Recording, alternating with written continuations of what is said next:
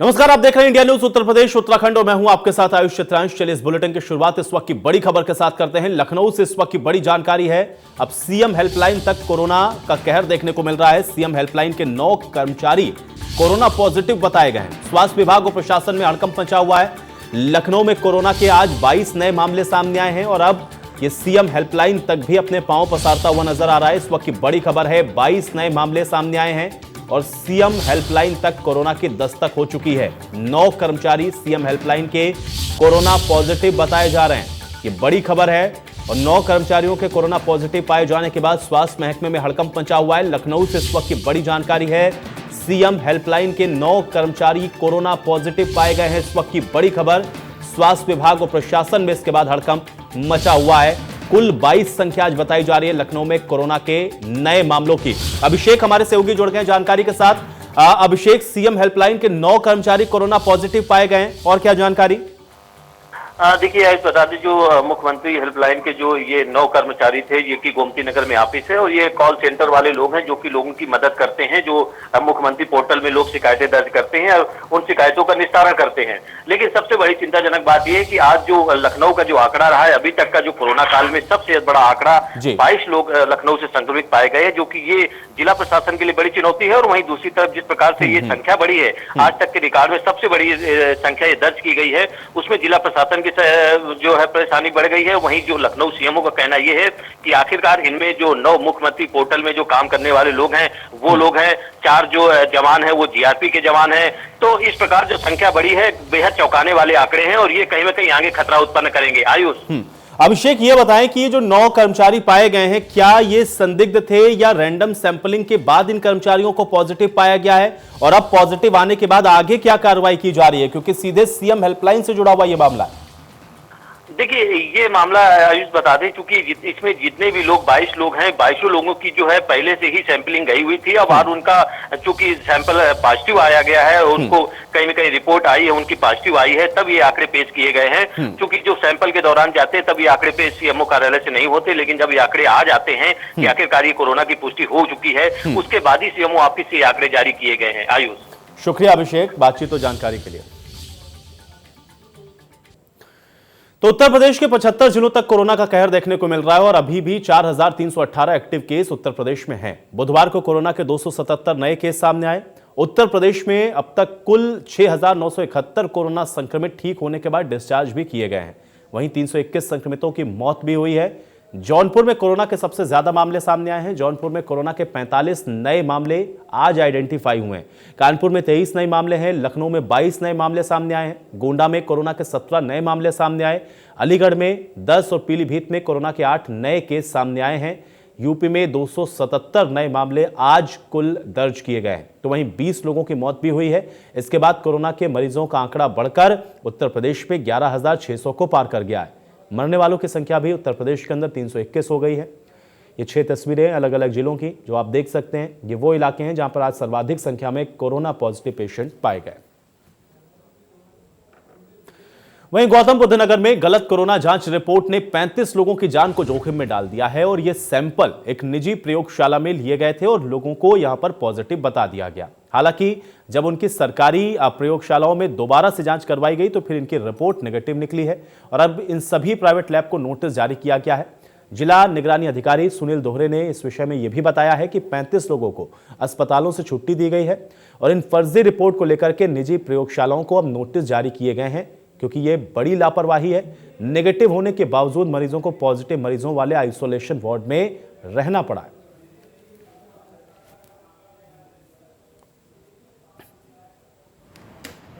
पिछले कुछ दिनों में lifeline pathology, star imaging, conquest, Accuris, modern pathology बाहर की लैब थी, दिल्ली की, हरियाणा की, इन लोगों ने आके नोएडा में केसेस लिए थे। सैंपल कलेक्शन प्रॉपर नहीं था या आईसीएमआर की रजिस्टर नहीं थे। कुछ रिपोर्ट आई थी जो पॉजिटिव मिली, हमने उनको मरीजों को अपने अस्पताल में रखा और उसी दिन जांच कराई। अगले दिन रिपोर्ट आई, वो लगभग सभी की, काफ़ी लोगों की, सभी की तो नहीं बोलेंगे, काफ़ी लोगों की नेगेटिव आई। ये पिछले कुछ वहीं गोंडा में पिछले 12 घंटों में आई सैंपलिंग रिपोर्ट में 17 कोरोना पॉजिटिव मिले हैं। इनको Covid level 1 hospital Padri Karpal में एडमिट करवाया गया है। इनमें 17 मरीज के पॉजिटिव मिलने के बाद फिलहाल जिले में कोरोना के मरीजों की संख्या 107 तक पहुंच गई है, जबकि 60 मरीजों के स्वस्थ होने पर फिलहाल जिले में कुल 47 एक्टिव केस हैं। इनमें से 44 मरीज लेवल 1 पडरी करपाल अस्पताल में ही एडमिट हैं और 3 मरीज लखनऊ में एडमिट करवाए गए हैं, जहां उनका इलाज हो रहा है। अब इस बारे में सीएमओ डॉक्टर मधु कैराला से भी बातचीत की गई। उन्होंने भी बताया कि जिले में सैंपलिंग के बाद लैब से प्राप्त हुई अब तक जिले में 107 कोरोना मरीज पॉजिटिव पाए गए। इनमें से 60 ठीक हो चुके हैं, जिनको डिस्चार्ज किया गया।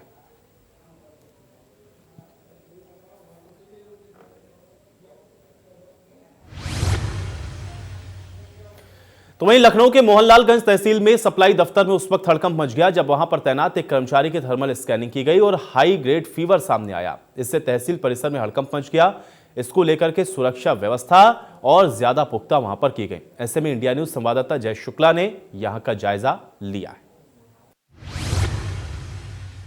लगातार कोरोना के मामले बढ़ते जा रहे हैं। ऐसे में जो सरकारी ऑफिसेज हैं वहाँ पर सख्ती की गई है।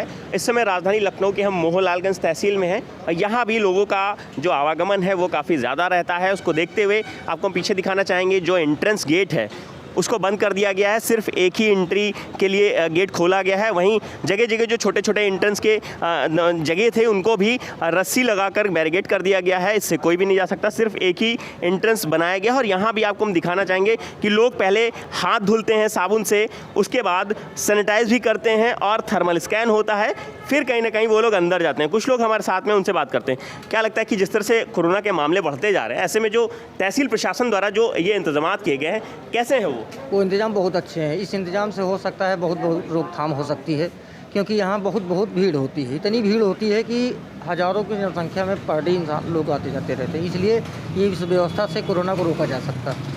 बिल्कुल, कोरोना को लेकर के जो व्यवस्थाएं की गई, लोगों का यही कहना है कि सुरक्षा के दृष्टिकोण से काफ़ी बेहतर है। सामने आपको दिखाएंगे, सैनिटाइज के लिए बाकायदे लगाया गया। इसमें छूने की ज़रूरत नहीं है। आप जैसे ही पैर से आप इसको स्प्रे करेंगे, ऑटोमेटिक सैनिटाइज़र निकलता है और ऐसे आप इसको पूरे हाथ में लगाकर सैनिटाइज कर सकते हैं। यहाँ देख सकते हैं थर्मल स्कैनर से लोगों को थर्मल स्कैन भी किया जाता है। कुछ लोग उनसे बात करते हैं। सर, क्या लगता है कैसे इंतजाम हैं यहाँ पर तहसील में प्रवेश करने के लिए जो कोरोना से बचाव के लिए लगाए गए? फिलहाल तो जिस हिसाब से इंतज़ाम किए गए हैं बहुत सराहनीय है, लेकिन अभी आज के उसमें जो है एक सप्लाई इंस्पेक्टर में एक बाबू कार्य करता है, आशीष यादव। इस थर्मल स्कैनिंग के दौरान जब इन लोगों ने स्कैन किया, करीब 5 बार उसका जो है टेम्परेचर नापा गया, लेकिन उसका 40 पॉइंट समथिंग बराबर निकलता रहा, जबकि वो 2 बार सर धो के भी आया। तो उसके बाद से जब से लोगों को जानकारी हुई है इस बात की, तो पूरे विभाग में कर्मचारियों में और यहाँ पे जो वकील हैं, जो वादकारी हैं, उनको जब से ये जानकारी हुई कि इस तरह का कोई एक व्यक्ति आया है, तो तब से हड़बड़ी का माहौल है। हड़बड़ी का माहौल। उसको लेकर के कोई स्वास्थ्य परीक्षण के लिए भेजा गया क्या? अब ये जानकारी आई है कि उसको ये जब उसको ज़्यादा हुआ तो उसके कहा गया कि तुम अपने घर जाओ। कोई स्वास्थ्य के लिए हमको लगता है भेजा नहीं गया है। बिल्कुल। यहाँ देख सकते हैं कि जिस तरह से यहाँ पर जो तहसील प्रशासन द्वारा थर्मल स्कैनर लगाया गया है, ऐसे में एक सस्पेक्टेड व्यक्ति बताया जा रहा है। यहाँ पर कुछ लोग उनसे बात करते हैं जो थर्मल स्कैन कर रहे हैं। सर, क्या नाम है आपका? रामदरी। कौन व्यक्ति था जो सस्पेक्टेड लाया गया और क्या किया गया उसको? आशीष यादव। क्या हुआ, उसको कहाँ भेजा गया? उसको फिलहाल तहसील परिसर से बाहर कर दिया गया था कि अपने घर जाओ और स्वास्थ्य जो आपको मुहैया कराई जाए सरकारी स्वास्थ्य विभाग में अपना चले जाओ। बिल्कुल।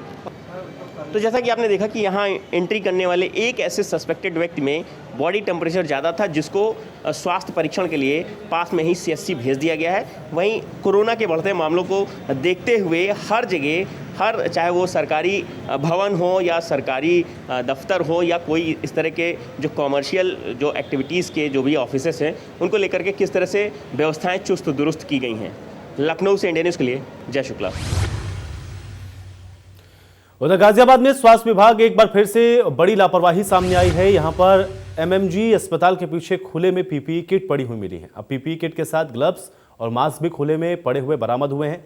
सरकारी एम्बुलेंस से स्वास्थ्य कर्मचारी के द्वारा PPE किट फेंकते हुए एक वीडियो भी वायरल हुआ है, जो कि किसी की भी जान पर भारी पड़ सकता है। इस मामले में पहले भी मसूरी इलाके में खुले में PPE किट मिलने का मामला सामने आ चुका है और एक बार फिर से इसी इलाके में इस प्रकार की घटना देखने को मिली।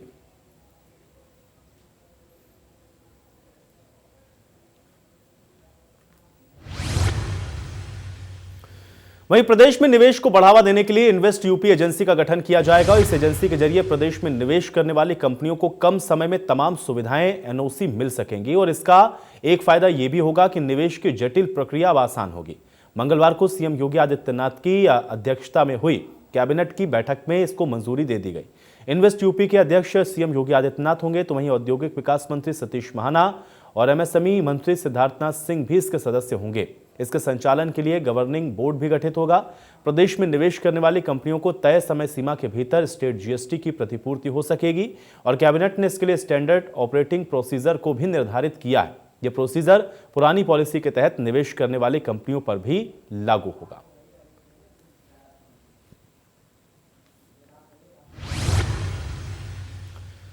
तो नोएडा और एनसीआर में तेज हवाओं के साथ बारिश ने अचानक मौसम को बदल दिया। इसके बाद तापमान में गिरावट भी दर्ज की गई। डीएनडी पर हालांकि इस दौरान एक साइन बोर्ड उखड़कर गिर गया, कई जगह पर पेड़ भी गिरे। तूफान और बारिश की वजह से कई जगह पर जाम भी दिल्ली में लगा। बारिश के अलावा ओले बरसे। जून की गर्मी में बारिश से लोगों को थोड़ी राहत जरूर मिली।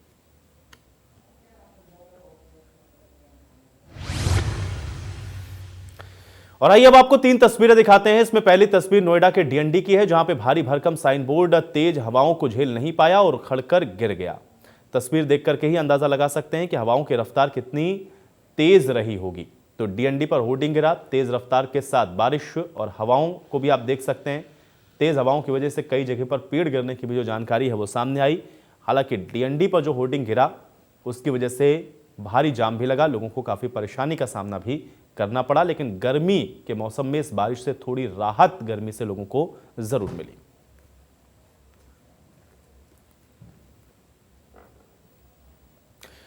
तो अनामिका शुक्ला ने शिक्षा विभाग को कोरोना का चूना लगा दिया और इसके बाद अनामिका शुक्ला के मामले की अब जांच चल रही है। तो फिर वहीं कई साल से सोया हुआ बेसिक शिक्षा विभाग भी अब जाग गया है, जांच पड़ताल में लगा है। और इसी के बाद अब श्रावस्ती से भी फर्जीवाड़े का एक ऐसा ही मामला सामने आया, जहां पर शिक्षा विभाग को आधा दर्जन फर्जी टीचर्स चूना लगा रहे थे। फर्जी कागजों पर 6 टीचर्स काम कर रहे थे और अब तक कोरोना का चूना बेसिक शिक्षा विभाग को ये लगा चुके हैं। इसके बाद आनन फानन में 6 टीचर्स पर मुकदमा भी दर्ज किया गया है। तो फिर वहीं 2 टीचर को गिरफ्तार भी किया गया है। इसके बाद 1 करोड़ 37 लाख रुपए का वेतन जो कि अब तक ये फर्जी टीचर ले चुके हैं, उसकी रिकवरी का काम भी शुरू हो गया है।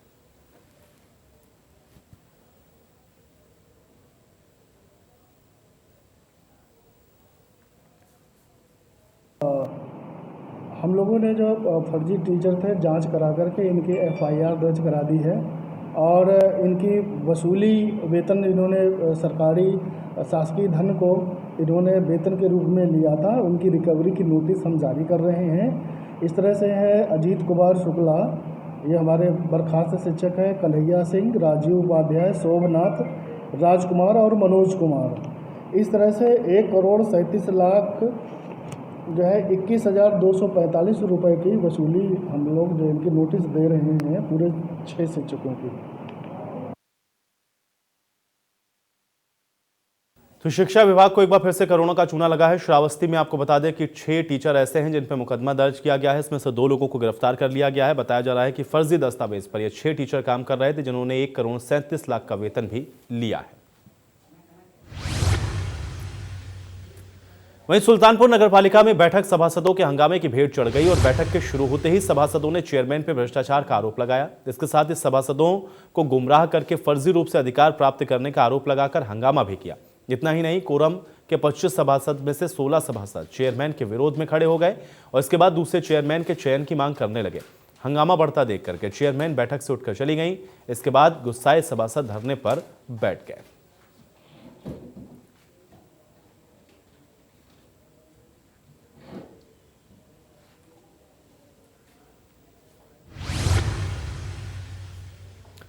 तो भदोही जिले में 11 साल पहले 100 बेड के जिला अस्पताल का निर्माण शुरू हुआ था, लेकिन 11 साल बीतने के बाद भी अभी तक जिला अस्पताल चालू नहीं हो सका है और इसको लेकर के अब भदोही की जनता एक मुहिम भी चला रही। इस मुहिम के तहत बुधवार को सांकेतिक मौन उपवास रखकर लोगों ने सत्याग्रह की शुरुआत कर दी है।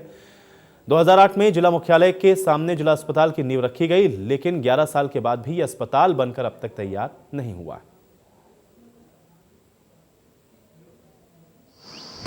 कालीन के लिए मशहूर भदोही शहर, जहां करोड़ों का कारोबार होता है, लेकिन यहां पे इलाज के लिए एक अच्छा अस्पताल नहीं है। 100 सैया अस्पताल बन के तैयार है, या यूं कहें कि बनने के कगार पे है। इमारत बन के तैयार है, प्लास्टर ना हो सका, खिड़कियां नहीं लग सकीं, जो खिड़कियां लगीं वो मोर्चे खा गए, वो दीवार जो प्लास्टर हो चुके थे सीमेंट उखड़ गए, जो पेंट हुआ था वो उखड़ गया, लेकिन अस्पताल हैंडओवर न हो सका। स्थिति ये कि यहाँ पे एसआईटी जांच भी बैठ गई, घोटाला भी हो गया, सब कुछ हो गया, लेकिन अभी तक आम जनमानस के लिए ये अस्पताल मुहैया नहीं होता। स्थिति ये है कि कोरोना जैसी महामारी में जो लोग उसके चपेट में आ रहे हैं उन्हें मिर्ज़ापुर भेजा जा रहा है। सुविधाएं यहाँ भी मिल सकती थी, इस अस्पताल को यूज़ में लिया जा सकता था, व्यवस्थाएं की जा सकती थी, लेकिन ना हो सका। अब स्थिति ये है कि यहाँ पे जो लोग हैं, जो भदोही वासी हैं, वो इलाज के लिए मोहताज हैं। उन्हें अगर एक अच्छा इलाज कराना होगा तो बनारस जाना पड़ेगा, प्रयागराज जाना पड़ेगा, नहीं तो दिल्ली जाना पड़ेगा। आप समझ सकते हैं कितनी दयनीय स्थिति है भदोही की। एक इलाज के लिए लोग मोहताज, एक शिक्षा के लिए लोग मोहताज हैं। इतनी बुरी स्थिति अन्य जिलों से नहीं होगी, इतनी बुरी स्थिति भदोही की है। भदोही में करोड़ों का कारोबार है, विदेशी पर्यटकों का आना जाना है, लेकिन स्थिति न सुधर सकी। आज भी इलाज के लिए लोग दर दर भटक रहे हैं, लोगों को सुविधाएं नहीं मिल पा रही हैं। अब देखने की बात होगी कि कब ये जो अस्पताल है सुचारू रूप से शुरू होगा, कब यहाँ पे इलाज का जो प्रक्रिया है वो शुरू होगी। अब देखने का विषय ये भी कि जो आम जनमानस है उसे इलाज एक अच्छा भदोही में कब मिल सकेगा। सुयश दुबे, इंडिया न्यूज़, भदोही। उधर बलरामपुर में ग्राम रोजगार सेवकों के बकाया एरियर के भुगतान के नाम पर घोटाले का मामला सामने आया और कोरोना महामारी के बीच जिले के पचपेड़वा ब्लॉक में रोजगार सेवकों के मानदेय भुगतान में 16,86,000 से ज्यादा घोटाले का मामला सामने आया है। अफसरों ने अपनी गर्दन बचाने के लिए पचपेड़वा थाने में एक अतिरिक्त कार्यक्रम अधिकारी, मनरेगा और लेखा सहायक के खिलाफ खंड विकास अधिकारी ने मुकदमा भी दर्ज करवा दिया है। वहीं जब शासन की तरफ से बकाया राशि के भुगतान रोजगार सेवकों के खाते में कर दिया गया, लेकिन कमीशनखोरी के चक्कर में अब तक रोजगार सेवक के खाते में बकाया एरियर की धनराशि नहीं पहुंची तो बवाल मच गया। पीड़ित की शिकायत पर जांच में इस बड़े घोटाले का पर्दाफाश हुआ है।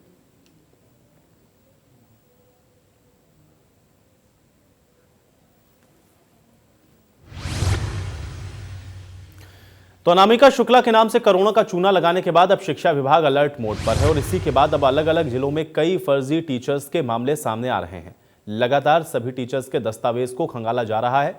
देवरिया में भी कस्तूरबा आवासीय विद्यालय में 2015 और 16 में नियुक्त हुए टीचर के दस्तावेज अब खंगाले गए हैं, लेकिन दस्तावेज नहीं मिलने पर इसके बाद हड़कंप मचा। आपको बता दें कि देवरिया में कुल 13 कस्तूरबा आवासीय विद्यालय हैं, इनमें से कुल 89 शिक्षक इन पर तैनात हैं। फिलहाल अधिकारियों में अब हड़कंप मचा है, जिसके बाद जांच के आदेश भी इस मामले में दिए गए।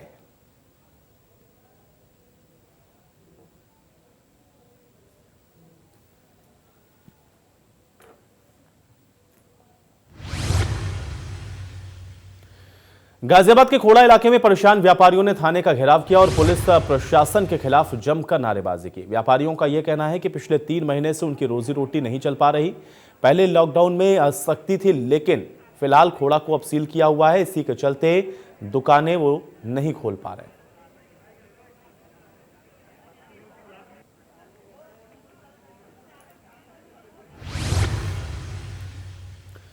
वहीं इटावा में कांग्रेस की अंदरूनी खींचतान सामने आई है। इसके बाद शहर अध्यक्ष पल्लव दुबे ने पूर्व यूथ कांग्रेस अध्यक्ष अरुण यादव पर भूमाफिया होने का आरोप लगाया और पार्टी में जातिवाद फैलाने का भी आरोप लगाया। इसके साथ ही घायल शहर अध्यक्ष पल्लव दुबे ने अरुण यादव पर मारपीट और लूटपाट करने का भी आरोप लगाया और इस मामले को लेकर के फिलहाल पुलिस में एक मामला दर्ज करवाया गया है।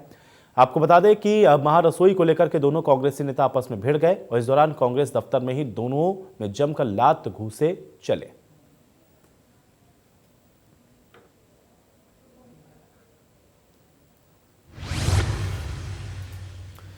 उधर बुलंदशहर में घरेलू विवाद में छोटे भाई ने बड़े भाई की गोली मारकर हत्या कर दी है। इसके बाद इलाके में हड़कंप मच गया। मृतक फौजी था और 5 जून को छुट्टी लेकर घर लौटा था। बताया यह भी जा रहा है कि दोनों भाइयों के बीच में काफी वक्त से घरेलू विवाद चल रहा था। हालांकि किसी बात को लेकर के दोनों भाइयों में झगड़ा हुआ। विवाद इतना बढ़ गया कि छोटे भाई मोहन ने बड़े भाई जितेंद्र फौजी की जांघ में गोली मार दी।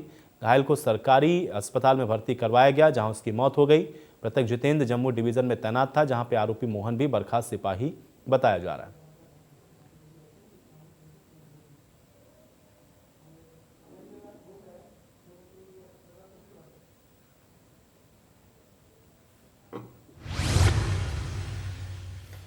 वहीं सिद्धार्थनगर के जोगिया कोतवाली के भुरजाई गांव में उस वक्त हड़कंप मच गया जब पुरानी रंजिश में एक युवक की कुदाल से काटकर हत्या कर दी गई। झकरी लोध और कृष्णचंद्र तिवारी के बीच काफी पुरानी रंजिश चल रही थी। आए दिन इन दोनों परिवारों के बीच में विवाद होता था।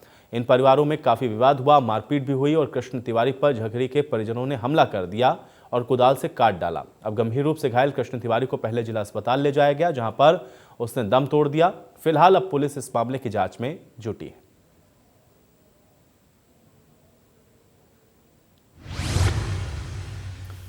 वहीं रामपुर में उस वक्त हड़कंप मच गया जब दंगा आरोपी को गिरफ्तार करने गई पुलिस को देखकर युवक भागने लगा और 10 फीट की ऊंची दीवार से छलांग लगा दी, जिससे उसका एक पैर फ्रैक्चर हो गया। इसके बाद पुलिस ने युवक को गिरफ्तार करके जिला अस्पताल भेज दिया।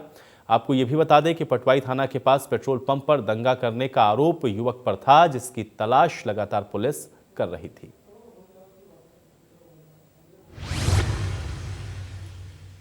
लॉकडाउन की सख्ती के बाद कानपुर में पुलिस ने ऑपरेशन लंगड़ा अपराधी फिर से जारी कर दिया है और पुलिस का कहर वांछित शातिर बदमाशों पर टूट रहा है। मंगलवार की रात 3 थानों की पुलिस ने हाफ एनकाउंटर में 4 बदमाशों को दबोचा। शहर में काकादेव, कल्याणपुर और बर्रा पुलिस की अलग अलग जगहों पर बदमाशों से मुठभेड़ हुई। जवाबी फायरिंग में पैर में गोली लगने से 4 बदमाश घायल हो गए। घायल बदमाशों को पुलिस अभिरक्षा में अस्पताल भेजा गया।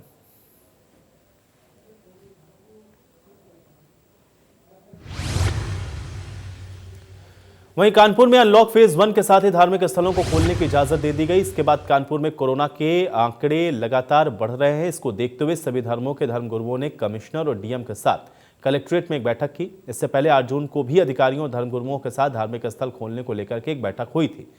आज की इस बैठक में सर्वसम्मति से यह फैसला लिया गया कि कानपुर के सभी धार्मिक स्थलों को 30 जून तक बंद रखा जाएगा।